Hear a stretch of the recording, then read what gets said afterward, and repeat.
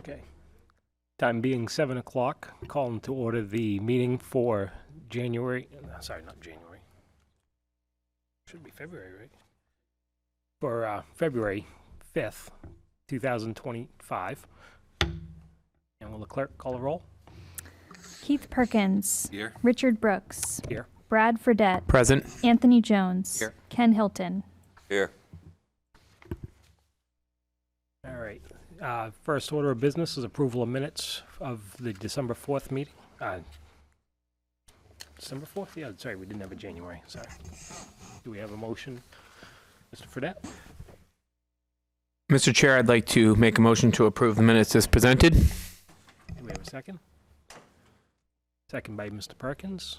And a vote on the motion. All those in favor, raise your right hand. All opposed? Motion passes 5-0. Any old business may become before the board. Do we have any? Mr. Fredette? It may not be time yet, but you have to appoint voting members of alternates. Yes, thank you. Sorry. No problem. Thank you for the reminder. Both Mr. Jones and Mr. Hilton will be full voting members tonight, as we're short some of our regular members, so we do have a full board of 5 with that. All right, so old business, seeing none, we'll move on to new business.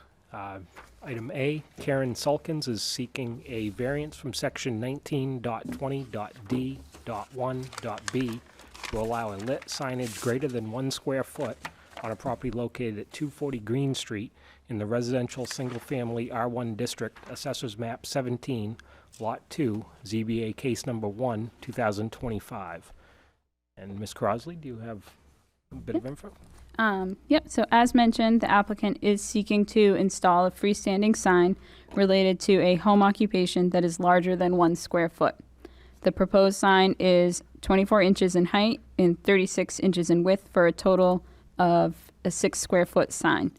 The sign is freestanding, attached to 2 cedar 4x4 wood posts, and the sign is 5 feet tall with 2 lights affixed to the top of the cedar posts and 1 light uplighting the sign.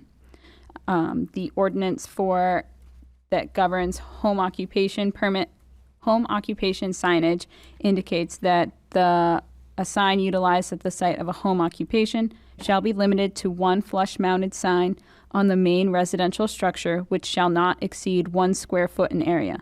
Such sign shall not be lit, and non-reflecting material shall be used. The legend shall show that the name of the occupant and the type of occupation. The color shall be consistent with the residence. And there is illumination regulations as well that has been provided in the staff memo. I reviewed the property as well. The property historically had received a special, so it's an odd case from 91 regarding a home occupation for a plumbing and heating business. The special exception to allow that home occupation was granted, and along with that, they were allowed to have a shed that could exceed 144 square feet for the home occupation, as long as it complied with the other dimensional requirements. This home occupation is within the main structure. They received a permit to operate their home occupation in 2024 for a clothing alteration and repair business. The applicant has addressed the 5 criteria questions, so the board can review this application. Do we have an applicant here to speak to this? Yeah, if you don't mind, just state. Yep, we just need you to state your name and address for the record. Yep, it's And Karen Salkins, and I own, with my husband, 240 Green Street in Somersworth. Can you just make sure there's a light on, a green light right on the microphone to make sure that's on? Okay. Sorry, it's Short people. So I'm not quite sure. I've never done this before, so I don't know what you're looking for. So, obviously, you're here for a variance. Yep. There's 5 criteria that we have to consider Yep. in a variance, so I believe you would have already answered those on the application. As I see, you're welcome to go through those, give a summary, whatever info you'd like to provide Okay. us on that. You don't have to read it for word unless you want to. It's your choice. Okay, After that, we'll usually let the public have an opportunity to speak for or against. I don't see anyone else here, so I doubt we'll have that step, but obviously after that, we'll move into questions from Okay. us and a little bit of discussion, and then we'll vote on that after that, Kate. perfect. Okay, so I started this alteration business just to do it, really.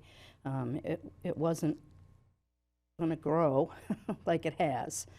I used to work for somebody else, and my husband got very sick back in 2019 and had a cardiac arrest at the house.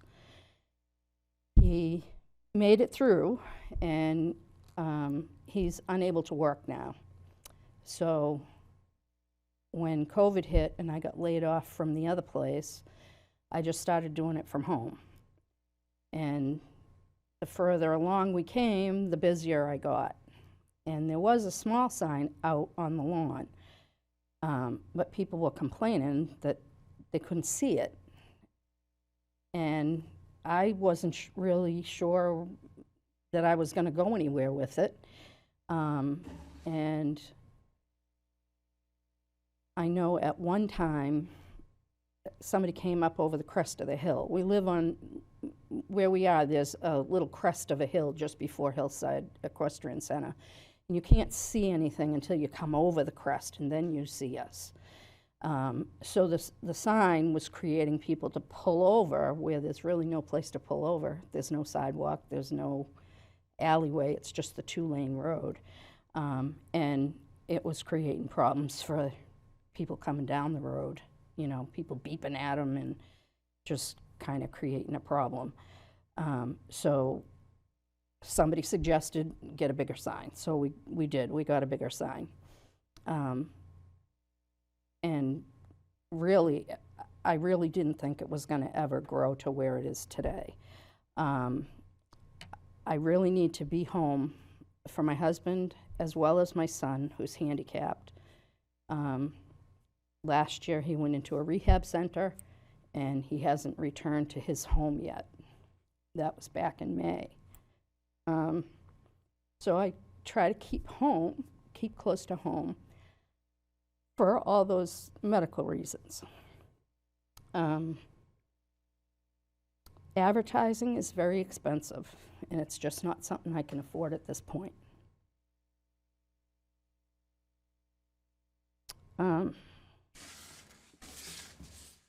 When I work outside the home, which I had for a long time, I mean, all my life I've worked outside the home, but since my husband got sick, I found him on the floor, and I resuscitated him.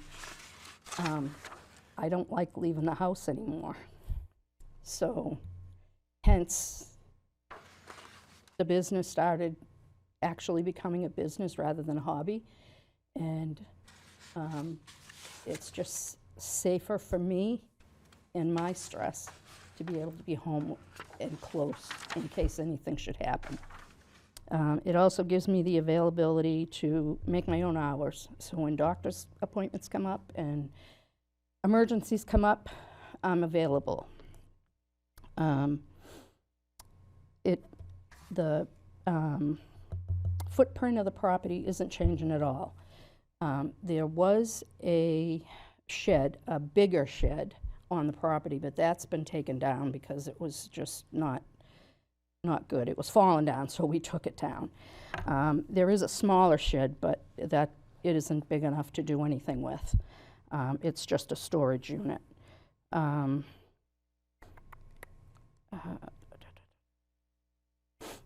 So my financial hardship, of course, back to my husband, who can no longer work full-time. He can't sustain the household expenses, so I have to work. And again, I want to be home because I just don't want to come home to that again. I do have 2 departments, Somersworth Police Department and Dover Fire, who I do alterations for, and I actually have a PO that they send me every year to renew. Let's see. I do many people from the city of Somersworth. The road we're on is one that is used as a cut-through for a lot of people going back and forth to work. We have 7 to 9 in the morning, and then another 4 or 5 in the afternoon till 6 or 7 at night, where it's a zoo. And so I see a lot of people going by, and a lot of people will say to me, I saw your sign out front, so that's why I came. So that's helping me as a business owner, as well as the people in the area who need this service. It's not one that many people do anymore. There's a few out there, but I haven't found anything close to home. My overhead is low because it's my own home, and the lower prices help me to keep my prices down from other places. And I just think that, that's what the sign's done for me in the past year and a half that it's been there. I guess that's about it. Okay. Normally, we would ask public to have an opportunity. I Yep. don't see anyone else here, so I'm just going to Yep. skip over that, and we'll go to questions from the board. We formally opened the public hearing. We'll open the We'll public just- hearing just for to make noted, it official. yeah. Yes, sorry. Mr. Fredette?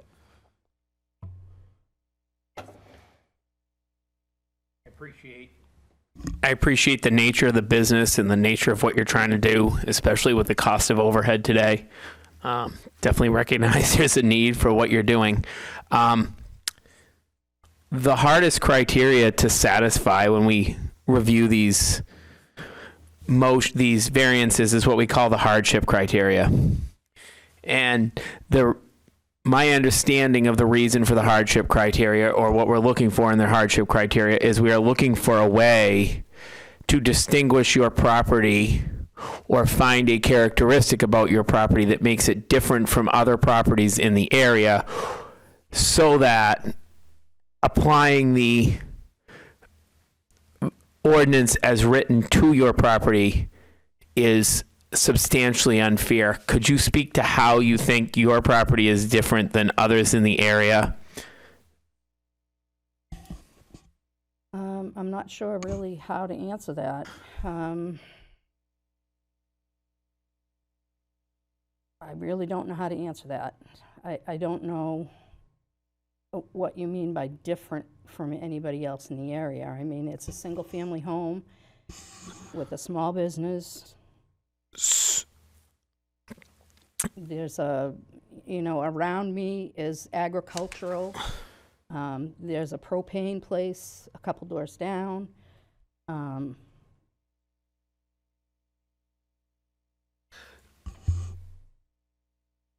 So I guess, and forgive me, the inner teacher in me will probably not say this in the best of manners. I apologize, but if we were to grant, so the city council has decided through adoption of this variance that home occupation businesses must be limited to signs affixed to the primary structure. So you're asking for a variance from that, allowing you a larger sign. So if we are to grant this variance, what is to stop someone, your next door neighbor or someone across the street, asking for the same thing? And when and if they do ask for that, what can we say as a board to say, this is what was different about this applicant's property than your property, and here is our reasoning? And I mean no disrespect. No, that's okay.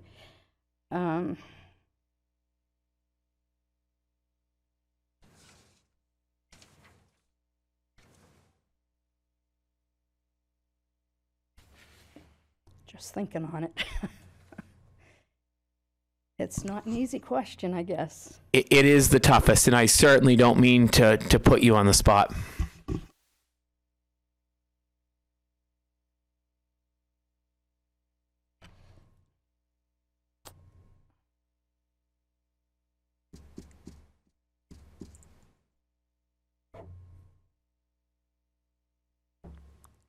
If it helps, we can move on with another question and give you a moment to Yeah, think I about think that so. too, if you don't That would mind. be great. Mr. Jones? Yeah, I guess I'd like to go through each of the criteria here. So just starting from the top here, criteria 1 is, the use of the sign isn't contrary to the public interest. I think the purpose of the sign variance, and I'm actually going to lump this in with the second question as well, because they're kind of the same thing. The purpose of the sign variance here, of the sign ordinance, is to kind of prevent like an overcrowding. A lot of people try to compare it to Times Square. Obviously, that's an exaggeration. Yeah. We're not doing a giant neon sign here. The sign's not backlit. It's illuminated from the exterior. It's a matte finish. Yeah. So that is, at least in line with what we'd expect for signs. Right. Even if the sign is not allowed here by right in the purpose of this ordinance. For the third criteria, the variance would do substantial justice, and I think that the real thing here is you'd agree that's a fairly fast road that people are traveling It is. down. It's kind of a thoroughfare. There's not really any It space to is. stop on either side because there aren't really a lot of businesses. And aside from the only business on that street is the one that you're pretty much right next to, the equestrian center. The equestrian center and then the propane place. But the propane is mostly just their trucks coming in and out, and maybe on Saturdays when people are filling tanks. It's not a destination most Okay, I people are get what you're stopping at. saying. Okay, Yes. yep. So I think, with the proximity of the crest of that hill, I mean, that's kind of what makes the need for a sign in the front yard where it can be visible more important than affixed to the building like the ordinance suggests. Would you agree with that? I would agree with that. Okay. If I affix it to the house, there's no way to really see it because the front of the house faces the street. Right. And if it's on the face of the front of the house, when people are driving by, they're not looking to the face of the house. Like they wouldn't know to look there, for me. If they are looking there, they got a problem. True. Right. Anecdotally, I remember you had a kind of a small temporary sign. I think Yes. something like a political sign, the same kind of framework, 2 wires put in the It ground. was, yeah, just I a little- remember that falling over once or twice when I had driven by. Yes. The coming over that hill, I mean, you pass by the house if you're looking on the face of the building. You're right. I think the sign in the front yard is kind of really the only thing that you can actually see here from a visibility Yep. standpoint. And again, I think kind of it's a little unique here that you're happen to be adjacent to pretty much the only other business on that entire street, all the way until you get into Rollinsford. Right. And I know it's agricultural. It's zoned as agricultural. Correct. Rather than Yeah. residential or commercial. So I know that makes a difference too. I mean, we've even thought about putting the sign, if it can't be right where it is, we don't have a problem moving it. The problem resides because where the equestrian center is, part of our corner, what's on our side, is their property. Right. So we wouldn't want to put it there because it's their property. Yeah. Yeah, because you're kind of right at the bellow of Yeah. that hill as you come back up. Yep. Gently on the other side. Okay, that's all I had. Thank you. Any other questions?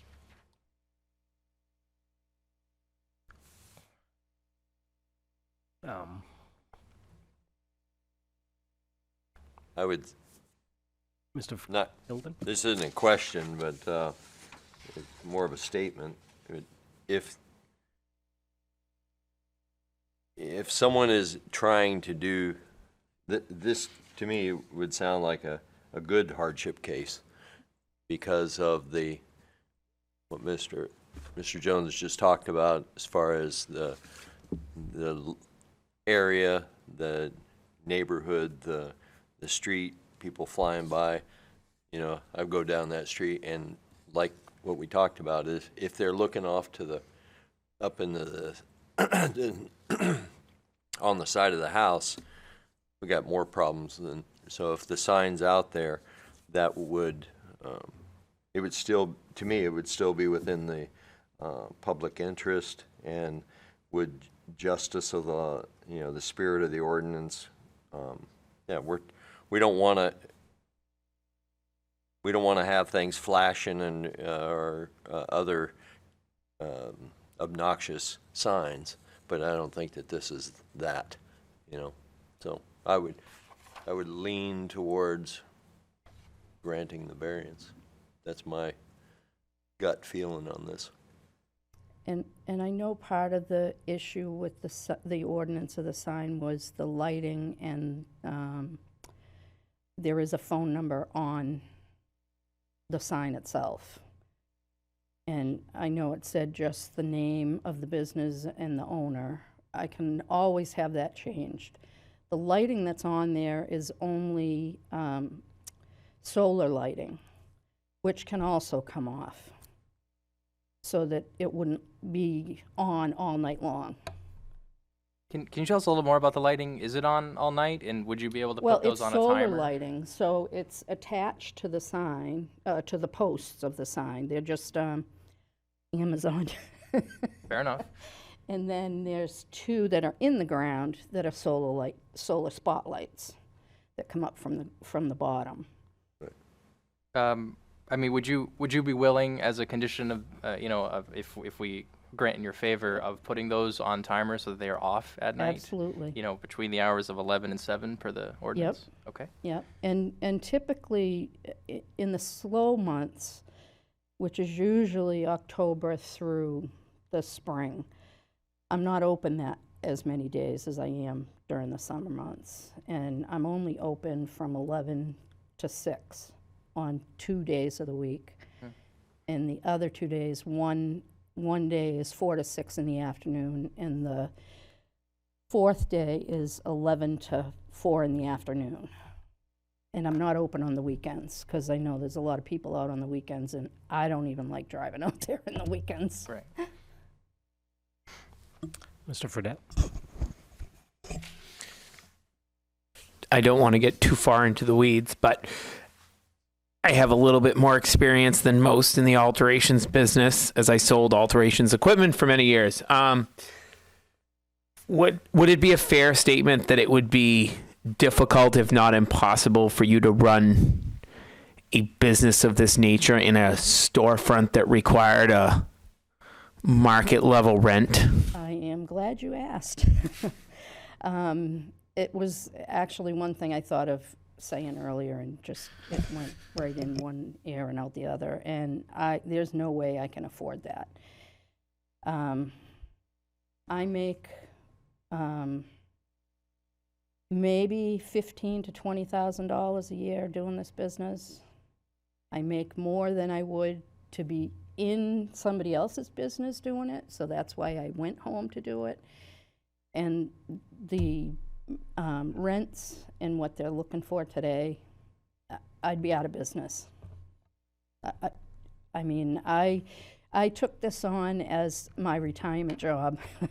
I've retired and had to go back to work.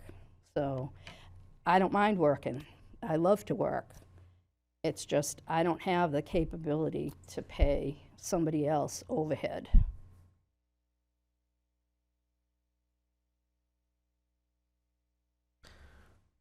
Any other questions? Any final comments from you? Nope, I just appreciate that you're all here and that we're going to keep this as close as we need to go by the provisions. With that, we're going to close the public hearing and go into discussion phase. Okay. Closing the public hearing. Mr. Fredette? I'm in favor of this ordinance. I'm sorry, of this variance. I think, as Mr. Jones pointed out, there's a business in close proximity to this one. Though it is for sale, it's a pretty large parcel behind it as it sits. I don't think density is a problem. Again, my experience tells me that this would be a tough business for her to run as anything but a home occupation. And I would make the argument that the structure's proximity to the hill, the layout of the property at an intersection where it is, or going up that side driveway that will probably someday be a road, I would argue that we are probably all better off as a public with a little bit more reasonable a sign that's a little bit more visible, more seen from the road. The only thing I would probably argue, as Mr. Jones has kind of alluded to, if the applicant is comfortable removing her phone number as outlined in the ordinance and just listing her business name and doing something to bring the lighting in closer alliance with the ordinance, I think we've met all of the criteria that we need to meet here tonight. Before we go too far, I think we have to Regional impact. do the regional impact as well. I do want to apologize. I think it got covered up by something else on the staff memo. You just have the one sentence of it on the last page, but it has the general motion language that I'm confident you guys will do great at. Mr. Fredette? After, let's see if I can do this as it was covered up, but after review of the application, I do not see that the application of Karen Salkins for a variance from section 1920.d.1b has, at 240 Green Street, has potential for regional impact. Do we have a second? Seconded by Mr. Perkins. All those in favor of the motion, raise your right hand. Motion passes 5-0. All right, so we'll continue on with the discussion. Any other comments? Mr. Fredette? The other thing I think I would point out with this is the nature of her business. If we specify it as for this particular business, if we decide to grant the variance, she's not asking to do anything that's going to impact her yard. She's not really asking to put tanks outside or vehicles outside or anything, a dog pen, other things that I remember we've been asked in the past. So I think this is reasonable. Mr. Hilton? As far as the removing the phone number, to me, that's a big thing for her to be able to get calls, to see when she's open and those kind of things. So it would, in some ways, it would lessen the amount of people stopping and pulling in.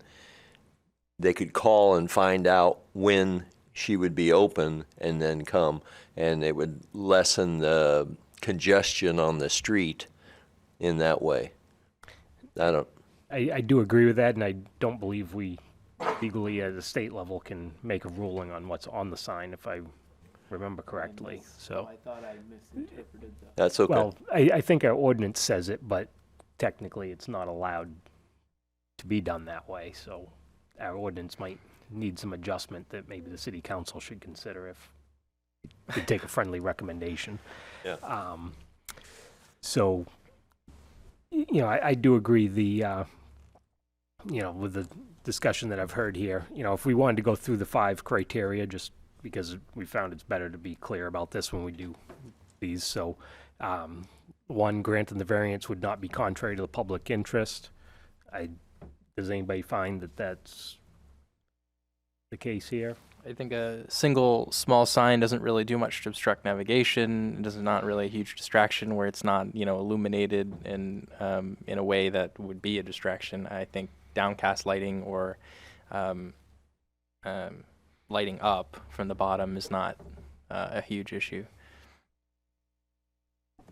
Anybody else? They're not high-powered lights, This is true. Moving on to number 2, if the variance were granted, the spirit of the ordinance would be observed because? The spirit of the ordinance here is a little odd. I kind of feel like the home occupation on a sign of 1 square foot in the building is kind of intended for a denser part of the city. Where there might be more walking traffic, and I don't think this is necessarily that. I don't know the context of why this was restricted that way. I think, in general, the signed ordinance is to just prevent an excessive amount of advertising. I don't think that exists on the street, and I don't think the sign is going to make it worse. I would agree. it's certainly, there's no sidewalks on this street. I can't believe there's much foot traffic. I travel the street a lot. I rarely see anybody walking on it. So I would certainly agree that having it on the building makes it prohibitive, as being a useful sign. If you're walking on that street, you're broke down, Probably not wrong. and you better be careful. Yes. Any other comments on that, on number 2? 3, granting the variance would do substantial justice. For that. I think we've discussed this. The nature of what she is doing, how she is attempting to do it. I think the sum of the circumstances make the case that this is granting it is doing justice. I definitely agree. These might be a little out of order here, but moving on to number 4, if the variance were granted, the values of the surrounding properties would not be diminished. Does everybody agree with that? Yeah, it's all agricultural land. I agree. It's The horses certain- don't care. Yeah, certainly nothing that's overly imposing or, disruptive to the neighborhood. It's, simply a sign, really. And with the property for sale and the price tag on it, if 60 houses go up, 50, 60 houses go up back there, I don't think the sign's going to impact anybody's decision to buy a house. So I see no reason that this would impact surrounding property values. And the 5th one, the hardship, owing to special conditions of the property that distinguish it from other properties in the area. Anybody want to speak to that? Mr. Fredette? As Mr. Jones pointed out, it's abutting a business. I think I added that it is in close enough proximity to the crest of a hill. The nature of the street is discussed. It meets the criteria.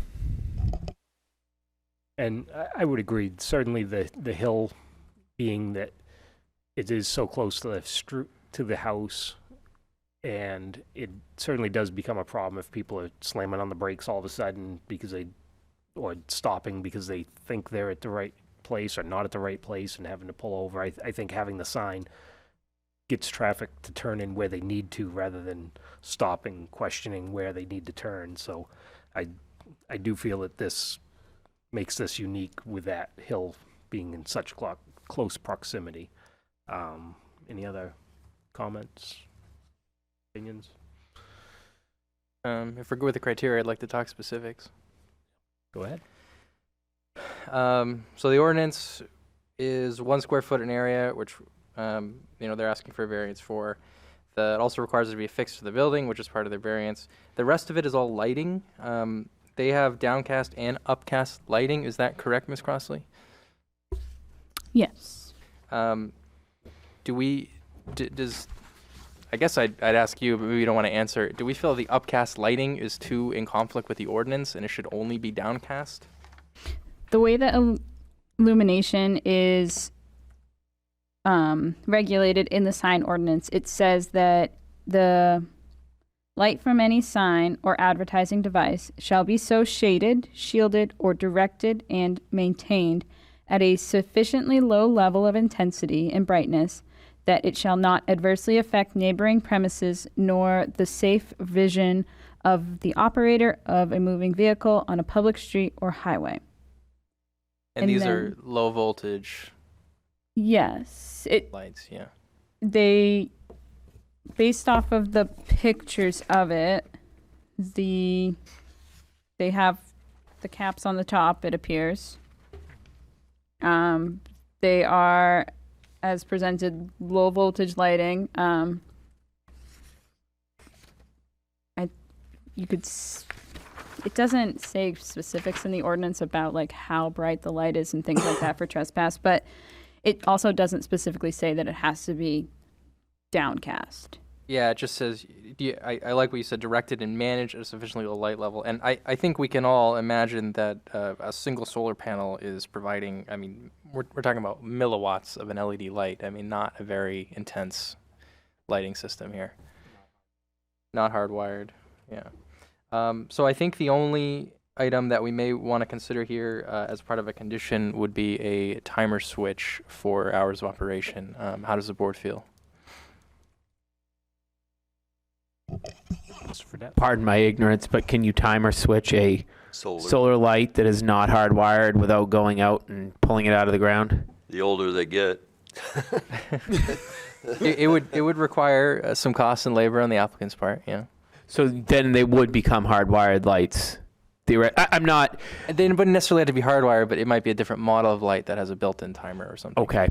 I'm just not familiar enough. I apologize. And the applicant could choose to just remove the lighting if it's something that becomes egregious. Like, obviously, you want it to still comply with the low level intensity of the lighting. If the applicant doesn't want to change the lighting to upgrade the lighting, they could choose to just remove the lighting if that is the course they want to go. Or they could, if you want to put so that it's compliant with that the sign shall not be illuminated directly or indirectly between hours of 11 and 7.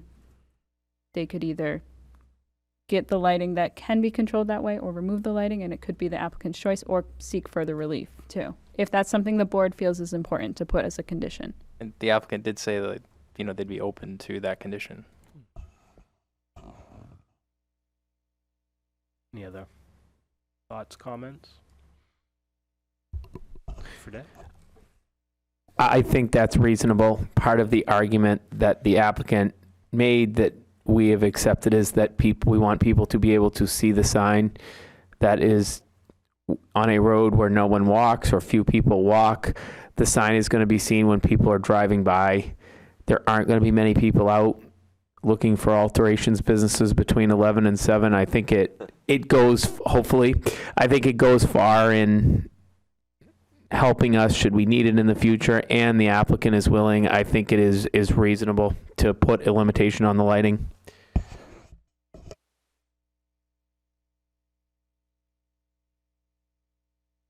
Fair enough. Any other comments? Any motions? Mr. Hilton? I'd motion to approve. And do I need to read all this? Yes. After review of the application, the file and all the information presented to the board, I feel that all 5 criteria have been satisfied because I think it doesn't go against any of the, we talked about all the 5 different questions, and I don't think that it should be granted. I would say it that way. And I move that the request of Karen Salkins for the variance from section 1920D.1.B to allow lit signage greater than 1 square foot on the property located at 240 Green Street shall be granted with the following conditions of being able to monitor or to control the lighting between the hours of 11 p.m. and 7 a.m. All right. Do we have a second on the motion? I would just modify the condition to not say controlled, but to be on a timer such that it's off between the hours of 11 and 7. To essentially not be lit between Correct. 11 and 7. Yeah. Okay. So you are seconding that then? Well, that was my offer of an amendment, I guess. Okay. You should have been quicker. So we have the motion. Do we have a second? Mr. Perkins as second. Any discussion on the motion? Mr. Fredette? Can we amend the language of the motion, Mr. Hilton, to include, please do, if you don't mind, for the record, amend the motion that the lighting will be off from 11 p.m. to 7 a.m. We like to be particular here just in case. I should not have been the one that put forward the motion. You're the fastest one You to can raise your just say you accept that amendment. I accept that amendment from Mr. Brooks, or Mr. Jones. hand. Both. All right. So with that motion and amended having been seconded, Yes. do we have any further discussion? All right, so we'll take a vote on the motion then. All those in favor of the motion, raise your right hand.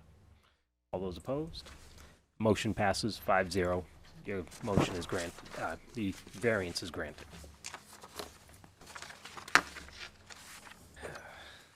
And I believe we do not have any other new business, so I guess I'll be looking for a motion for adjournment. I just have a couple just notes that included in your packet, just a little flyer regarding developments of regional impacts, more information, just a little refresher about an overview of regional impact and that overall, just for your reading. If you guys have questions about it, feel free to reach out to the planning office, or we can talk about it at the meeting next time.